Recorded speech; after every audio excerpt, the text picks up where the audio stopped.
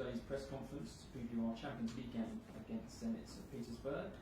There is translation available today on this Zoom call by pressing the interpretation button at the bottom of the Zoom menu and choosing your language of English or Russian, and it will act as a simultaneous translation. If you would like a question today, please use the raise hand function on Zoom. We'll try and get round to as many as we can.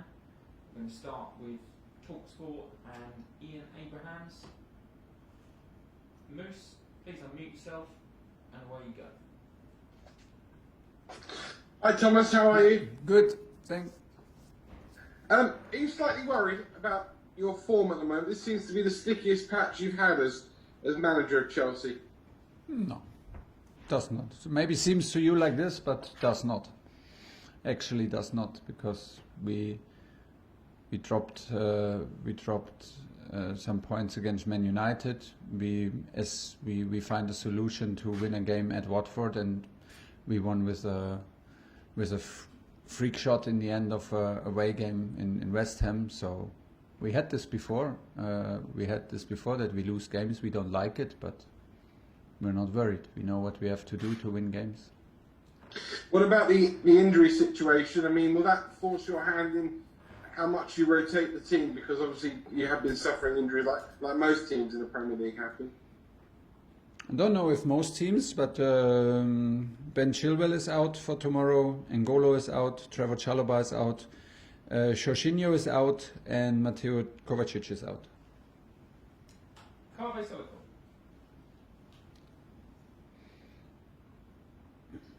Thomas, I just wanted to ask you, you mentioned that some of your players may have been a bit overloaded, and a couple of them, their confidence may be a bit low.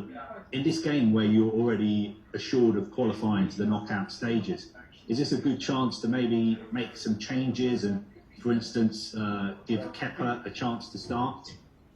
Yeah, it is. It is. The decisions are not made yet, because we just had training and another good training, and we had a bit of an acute overload, also due to injuries, also due to the schedule, but the schedule is the schedule. We can handle this, the player can handle it, but due to our injuries on some positions, like in central midfield, where we struggle, or like when we have guys out like Trevor, we struggle a little bit in defense and have some overloaded players.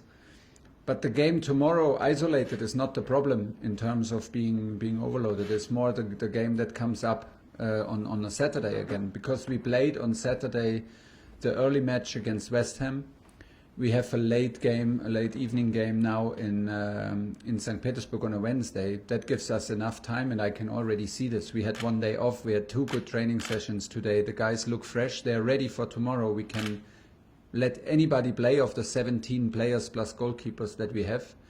But the problem is the next match on Saturday, because then we will lose time to sleep. We will arrive in the very early morning of Thursday, and Saturday we face a very intense team of Leeds who prepare the whole week for this match. So yeah, long story, short message. There's a huge chance that we rest some players, and maybe more important, we give some players load who need the load and who need minutes and who need rhythm, to put it in the other way. And yeah, the decisions will be made tomorrow, but there's a huge chance for that. Nick Purewell. You're not worried by form, which is understandable, because you've obviously got.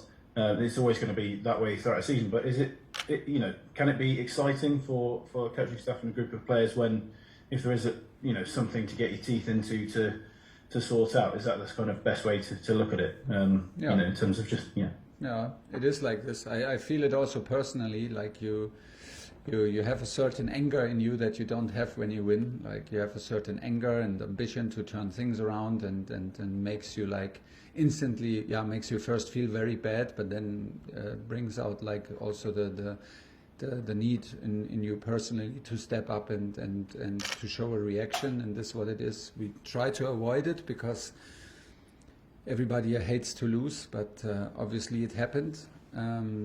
But like I said, straight after the game, and when we analyze the data, we analyze the performance, we watch the games again, I don't think it's necessary to ask the big questions. But we need to step up in details and do our details to our standards, and we need to do this on the highest level, and we need to do it relentlessly, and no matter what the result is, no matter what the occasion is, and no matter how big the adversity is. And we have some space where we can improve in the details, but it's not about the big picture in the moment. James Robson. Hi, Thomas. Hi. We've always thought about N'Golo in this country as almost like Superman. I think Pogba once said he's only got 3 lungs, something like that. Do we now have to accept, though, that he is human? You know, he's getting older. These injuries do seem to be happening more. And would I be right in saying it feels like when he's out, it seems like he's out for longer? Is that you being more careful about bringing him back? No. And are we going to speak just how important he is to you?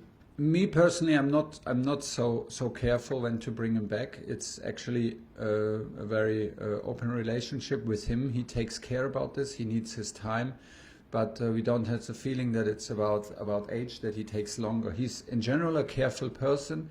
He takes care about his body. He does not want to take risks. And I agree, he is a Superman. He is the guy who makes the difference. He is the guy everybody in the whole world wants to have in his midfield. And we miss him for a long time. Can we produce results and top performances without N'Golo? Yeah, we can. We proved already, but it's easier with him, and it's easier if he does not lag for too many weeks. We built him up after his last injury. We built him up. Now we had an accident. This can happen.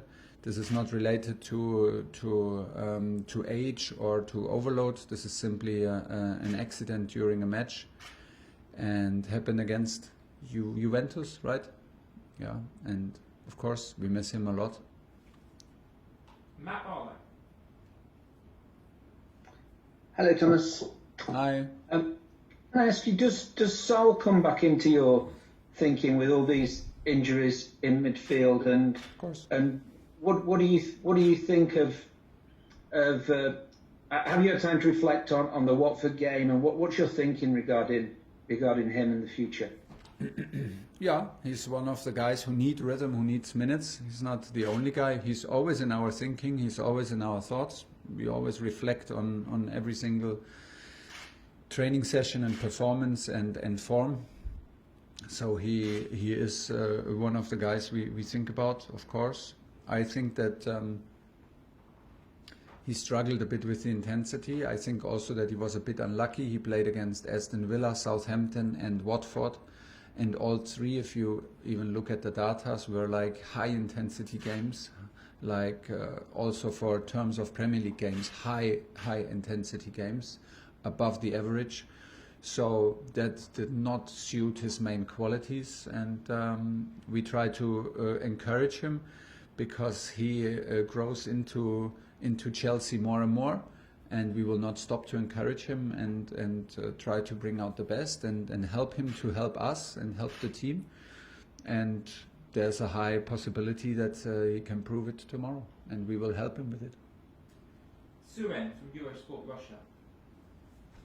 Hello, Thomas. My question is about the issue of high pressing. In recent games, it seemed like it was difficult for Chelsea to go through the high pressing of opponents. And the examples are games against Watford and West Ham. Yeah. Do you personally consider it as a problem? And if you do you have any solutions to this? Thank you.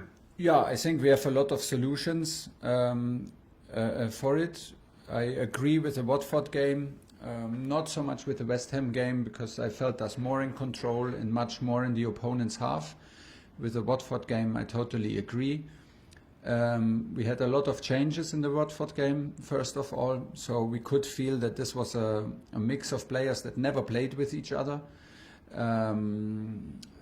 We lacked a bit of rhythm and of good positioning and of like speed in our decision making, because we were not used to play with each other.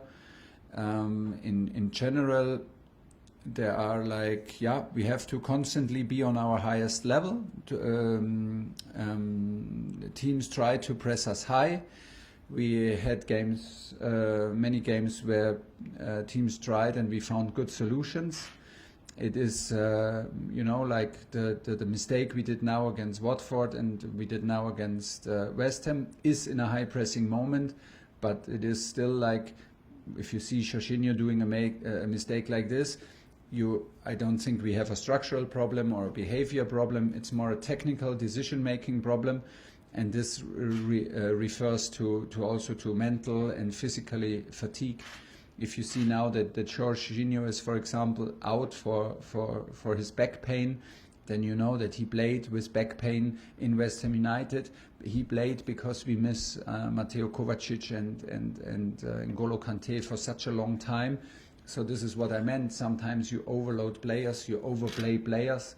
And especially with Jorginho, he comes from a Euros, he comes from Champions League, he comes straight away with no preseason into Super Cup final. We knew this, that in some weeks he will face this, like maybe a dip of freshness, a dip of form, and exactly in this moment where it happens, absolutely natural, like our two main other midfielders are like out for injury. So this is maybe where also like our problems refer to, and but still we can do better. We still can improve in the details, also in every aspect of the game, and of course also in the build-up of our own half. Okay, we've got time for two more. Matt Law and Alex Howe to finish. Matt Law. Hi, Thomas. Hi. I noticed that Mateo Kovacic still wasn't back training today. I just wondered why he's still missing, and do you have any time scale on when he might be back yet? We have bad news, because Mateo was in training yesterday with a big smile, and it was a pure pleasure to have him back, and he got tested positive today for Corona, so he's isolating and quarantining and out for another several days, which is a huge setback for him personally and for all of us. And do you, just to follow up on that then, I mean, I've also been covering a story today that Spurs have had a big corona outbreak that's threatening their fixtures, and obviously the country, there's a big worry about the infection rate and the new variant. Is it a worry for you as a manager at the moment that this is going to become a more pressing issue over these next few months again? Yeah, I was aware of it, that this can happen, me personally, and I'm absolutely not happy that it's happening, not only as a manager but as a person. But this is what reality is at the moment, and we have to face it and to be ready to adapt, to secure health and do the best thing possible to avoid, what is it, contamination. Okay, last question, Alex Howe. Hi Thomas, just kind of off the back of that, how testing is it for you to deal with these high pressure games, not have much time, and then also the issues with injuries you pick up, and COVID, does it affect what you'd like to do with the team? Yes and no. Yes, injuries, of course, because it's not only that one player is missing, it has an effect on other players maybe playing more, maybe sometimes in an acute overload.